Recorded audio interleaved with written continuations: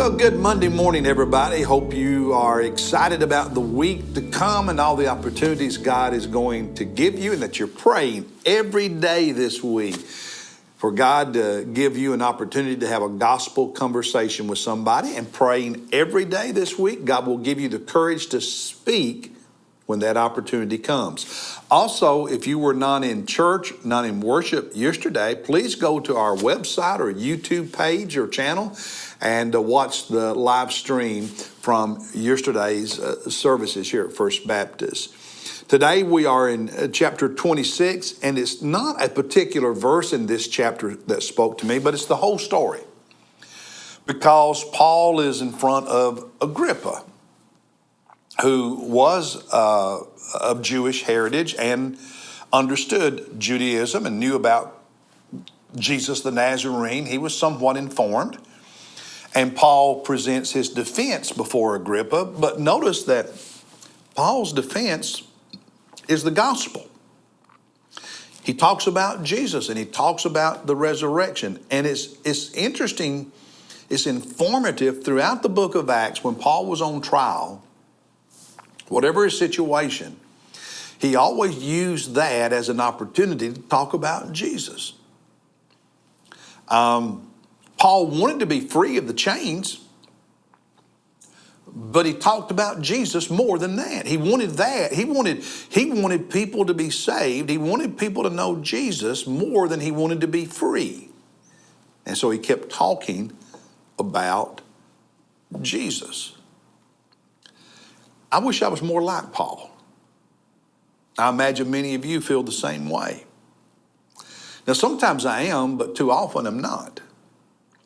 Recently, I stopped at a local fast food restaurant to get a sandwich.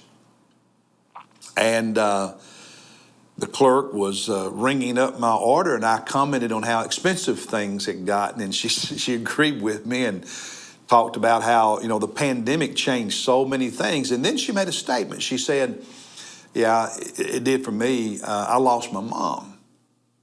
And we talked about that. Her mom died of COVID during the pandemic. And she had been unable to stay with her in ICU when she was dying, and how painful that was. And I talked about my wife, Monisa's parents, her dying. Her mom just a month before COVID, and her dad during the pandemic, and we weren't able to have a funeral, and just a handful of us, just the immediate family, 10 of us or so at the cemetery, and how hard that was. And we talked about that a little bit, and now she is a grandmother raising her grandkids, and how those grandkids miss their great-grandmother. And then I transitioned the conversation to being ready to die in heaven. And as we continued talking there in the restaurant at the counter, I learned from her testimony that she is a believer, and that she and those grandkids go to church. They're active in a church. She told me what church.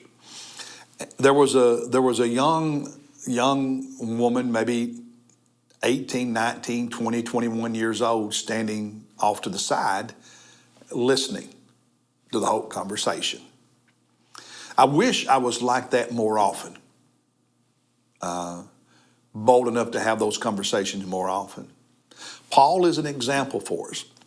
Paul is a role model for us, that we need to do that. And so that's why I'm asking you and everybody in our church every day, myself included, every day, to pray that God gives us opportunities to talk to someone, and that he gives us the courage to seize those opportunities and speak when they come. In that restaurant, that fast food restaurant that evening, God answered that prayer. It's my prayer in my life and in your life that prayer is answered all the time, and that Jesus is talked about all the time. Will you do that this week? Will you pray those prayers this week? Will you talk about Jesus to people this week? And will you invite people to church this week? God bless you. I'll see you tomorrow as we look at chapter 27.